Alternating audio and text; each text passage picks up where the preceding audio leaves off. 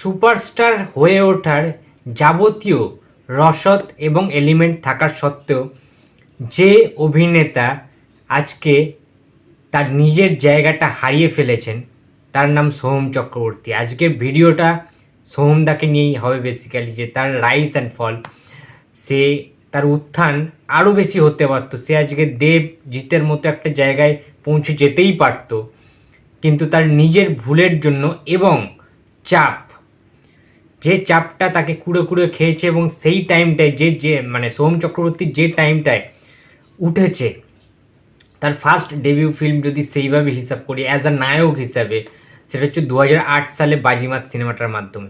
এছাড়া আমরা জানি যে সোহম চক্রবর্তীর মাথায় একজনের হাত ছিল, আশীর্বাদ ছিল। তার প্রথম সিনেমা চাইল্ডহুড অ্যাক্টর হিসাবে শাখা প্রশাখে আমরা সবাই জানি সত্যজিৎ রায়ের সাথে তার কাজ, এবং সেই আশীর্বাদটা, সেই ব্লেসিংটা কিন্তু তার কাজে লাগানো উচিত ছিল, বাট তিনি কাজে লাগাতে পারেননি।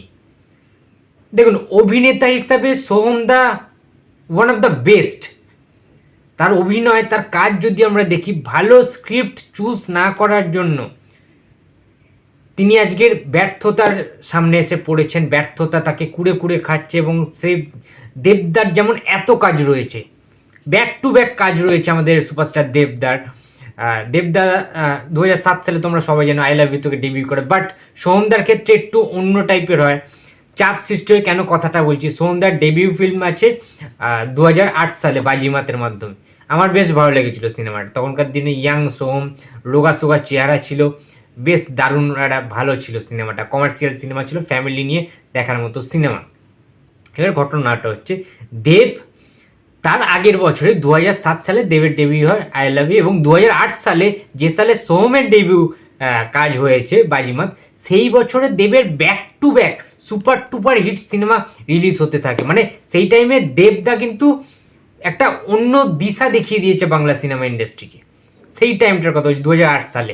যেমন ধরো প্রেমের কাহিনী, ঠিক আছে, মন মানে না, এই সমস্ত সিনেমা কিন্তু, মানে পরাঞ্জয় জলিয়ার, এই সমস্ত সিনেমা ব্যাক টু ব্যাক দেবদা 2008 সালে একের পর এক হিট দিয়ে চলেছে। সেই টাইমটা একটা এরা শুরু হয়ে গেছে অলরেডি, মানে দেবের একটা দেব মানিয়া শুরু হয়ে গেছে। সেই টাইমে একটা ফ্যান বেস দেবকে আলাদা করে একটা গ্রহণ করে নিয়েছে। সেই টাইমটায় খুব ইন্টারেস্টিং, খুব গুরুত্বপূর্ণ ছিল সোহমদার জন্য। সেখান থেকে কি উঠে আসা সম্ভব? দেবকে টপকে, দেবকে হারিয়ে এইভাবে উঠে আসা কি সম্ভব? দেখো, সব দিক থেকে দেব সোহমদার থেকে কি এগিয়ে না পিছিয়ে, সেটা দেখতে গেলে আমাদেরকে দেখতে হবে যে ক্লিক করার বিষয়টা। একজনের কাছে অভিনয়ের যাবতীয় রসদ রয়েছে সোহম চক্রবর্তীর কাছে, অন্যদিকে দেবদার সেই টাইমটায় প্রথম দিকে একটু উচ্চারণের প্রবলেম হতো, বাট যে স্ক্রিপ্ট, যে গল্প, সেই গল্পের যে গানগুলো, সমস্ত কিছু মিলিয়ে না, এবং দেবদার সাথে তখন ব্যাক টু ব্যাক সিনেমাতে বেশিরভাগ রঞ্জিত মল্লিক, ঠিক আছে, প্রথম দিকে যদি বলি আই লাভ ইউ তো তাপস পাল ছিল, পরাঞ্জয় জুলিয়াতে ভালো স্ক্রিপ্ট ছিল, আমরা সবাই জানি। দেব এবং আমাদের পায়েল ছিল, সেখানে একটা সুন্দর বন্ডিং, সুন্দর ভালোবাসার গল্প দেখতে পেয়েছিলাম। প্রেমের কাহিনী যদি বলি, দেবদা ছিল, রঞ্জিত মল্লিক ছিল, কোয়েল মল্লিক ছিল, ঠিক আছে। তো তার প্রত্যেকটা সিনেমায় একটা আলাদা একটা দিক ছিল, আলাদা মাত্রা একটা যুক্ত করেছিল, এবং তখনকার দিনে সেইগুলোকে পেরিয়ে, সেগুলোকে টপকে সোহমদার কিন্তু উঠে আসাটা খুব টাফ, ভেরি টাফ কিন্তু হয়ে যাচ্ছিল। সেই কারণেই ভালো স্ক্রিপ্ট তিনি পাননি। হ্যাঁ, ভালো সিনেমা যে তিনি করেননি সেটা না, অভিনয়ের দক্ষতা সোহম চক্রবর্তীর বরাবরই ভালো, সেটা অমানুষ সিনেমায় আমরা দেখতে পেয়েছি। আচ্ছা, বোঝে না সে বোঝে না, অপূর্ব সুন্দর একটা অভিনয় দেখতে পেয়েছি আমরা। প্রেমামার আউটস্ট্যান্ডিং একটা মাস্টার ক্লাস সিনেমা ছিল সোহমদার। এরকম কিছু কিছু কিন্তু আমার বেশ ভালো লাগে, যেমন আমার আপনজন সিনেমাটা মোটামুটি একটু সিরিয়াল টাইপের, বাট চলেনি, সেইভাবে চলেনি। যেগুলো চলেছে তার সংখ্যা সোহমদার খুবই কম। 3-4টে সিনেমা বক্স অফিসে মোটামুটি সার্টেন্ট একটা বিজনেস করতে পেরেছে, কিন্তু বাদ বাকি সিনেমাগুলো এতটাই খাজা, এতটাই বাজে স্ক্রিপ্ট চুজ করা। যেমন তোমাদের নামগুলো আমি বলে দিচ্ছি, ব্ল্যাক ব্ল্যাক বলে একটা সিনেমা ছিল, তোমরা অনেকে হয়তো দেখোনি। জামাই বদল, ঠিক আছে, কেউ বেশিরভাগ লোক দেখেনি। আচ্ছা, থাইকারি, সোহমদা ছিল, রুদ্রনীল ছিল, হিরণ ছিল, মানে কি বলবো, একদম যাচ্ছে তাই সিনেমা, জঘন্য সিনেমা, রোস্ট করার মতো সিনেমা। তো আমি একের পর এক রোস্ট নিশ্চয়ই করবো এই সমস্ত সিনেমাগুলো, বাট কিছু কিছু সিনেমা আরও ভালো ছিল, যেমন গল্প হলেও সত্যি সিনেমাটা ভালো লেগেছিলাম, ঠিক আছে, আমার বেশ ভালো লেগেছিলো। শুধু তোমারই জন্য, যেটা দেবদার সাথে করেছিল, সেটা মোটামুটি ভালো ছিল। এছাড়া কলকাতার হ্যারি রিসেন্ট টাইমে করেছে, ভালো হয়নি, ঠিক আছে। প্রধান করলো দেবদার সাথে সাইড রোল হিসাবে, সোম তো আর লিড ক্যারেক্টার না, তার মানে একটা নায়ক, সে নায়ক হিসাবে উঠে আসার জন্য, সুপারস্টার হওয়ার জন্য ইন্ডাস্ট্রিতে এসেছিল, সে কিভাবে আস্তে আস্তে সাইড রোলে চলে যাচ্ছে, সাইড অ্যাক্টারে পরিণত হচ্ছে, ক্যারেক্টার আর্টিস্টে পরিণত হচ্ছে, সেটা কিন্তু চোখে পড়ার মতোই বিষয়।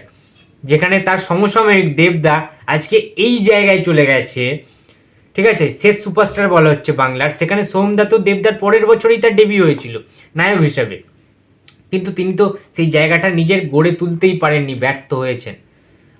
ভালো পরিচালকের অভাব, ভালো স্ক্রিপ্ট চুজ করার অভাব, আস্তে আস্তে ধীরে ধীরে ডিপ্রেশনের মধ্যে চলে গিয়ে আস্তে আস্তে তিনি রাজনীতিতে প্রবেশ করেছেন। সেটা ঠিক আছে, দেবদাও তো রাজনীতিতে গেছেন। দুজনের তফাৎটা দেখো, দেবদার সাথে সোমদার কম্পারিজন করা এই মুহূর্তে বোকামো, হাস্যকর, চলে না। বাট যেহেতু সমসাময়িক দুজন অভিনেতা বা নায়ক, সেখান থেকে একজন মানে কতটা তার রাইস হয়ে গেছে দেবদার, এবং সোম চক্রবর্তী কতটা ডাউনফল হয়ে গিয়েছে, সেটা কিন্তু চোখে পড়ার মতো অবশ্যই বিষয়। আমি জানি না যে দু নৌকা পা দিয়ে চলা যায় কিনা, দেবদা একমাত্র পেরেছেন দু নৌকা পা দিয়ে কিন্তু একটা চূড়ায় পৌঁছে যেতে। রাজনীতি এবং সিনেমা, অর্থাৎ মানুষের সেবাও তিনি করছেন, দর্শকদের যারা সিনেমায় তাদের মনোরঞ্জন করার চেষ্টা করছে, দুদিক থেকে কিন্তু দেবদা সফল সেই অর্থে। কিন্তু সোমদা সফল নয় অভিনেতার দিক থেকে বা একটা সুপারস্টার হয়ে ওঠার দিক থেকে, কিন্তু একেবারেই অসফল একজন অভিনেতা। তো শাস্ত্রী আসতে, সোম চক্রবর্তীর শাস্তি বলে একটা সিনেমা আসছে, কিন্তু হ্যাঁ, সেইভাবে দেখতে গেলে কেরিয়ার যে গ্রাফটা রয়েছে সোম চক্রবর্তীর, অত্যন্ত প্যাথেটিক, ঠিক আছে। প্রথম দিকে তার কিছু কিছু কাজ দারুণ ছিল, মাইন্ড ব্লোয়িং ছিল, তুখর একজন অভিনেতাকে আমরা কিন্তু হারিয়ে ফেলেছি অলরেডি। এই টাইমটা থেকে সোম চক্রবর্তীর উঠে আসাটাই ডিফিকাল্ট। বাংলা ছবির যা হাল, বাংলা ছবির গ্রস যা ইনকাম, বক্স অফিসের হাল তো তোমরা সবাই দেখেইছো। এই টাইমে দাঁড়িয়ে খুব মুশকিল নতুন করে কামব্যাক করাটাই এখন মুশকিল হয়ে দাঁড়িয়েছে। তার কারণ কম্পিটিটার এখন বেড়ে গিয়েছে, অঙ্কুশদাও আস্তে আস্তে চেষ্টা করছে, সেইভাবে মেরে ধরতে পারছে না, বক্স অফিসে সাকসেসফুল হচ্ছে না। বাট হ্যাঁ, সোহমদা হয়তোবা হারিয়ে গিয়েছেন, বা আমরা তাকে হারিয়ে ফেলেছি, একটা ডায়মন্ডকে কিন্তু আমরা হারিয়ে ফেলেছি শুধুমাত্র তার কিছু ভুল ডিসিশনের জন্য, তার কিছু ভুলভাল স্ক্রিপ্ট চুজ করার জন্য। তো বন্ধুরা, সোমদার যারা ফ্যান্স রয়েছে বা সোমদার এই রাইস অ্যান্ড ফল নিয়ে তোমাদের কি মতামত অবশ্যই জানিয়ে দিও। সোমদার কি আর কোনো রকম সুযোগ রয়েছে যে নতুনভাবে কামব্যাক করার, অ্যাজ আ মাস কোনো কমার্শিয়াল সিনেমা দিয়ে নিজেকে কামব্যাক করার কি কোনো রকম চান্সেস রয়েছে? তাহলে প্লিজ কমেন্ট বক্সে জানিয়ে দিও। তো বন্ধুরা, এই ছিল আজকে আমার ভিডিও। তো ভিডিওটি যদি ভালো লাগে তো please like, comment and share করতে ভুলো না। যদি চ্যানেলে নতুন হয়ে থাকো তো প্লিজ সাবস্ক্রাইব করে দিও। তো দেখা হচ্ছে আবার পরের ভিডিওতে। তো টাটা।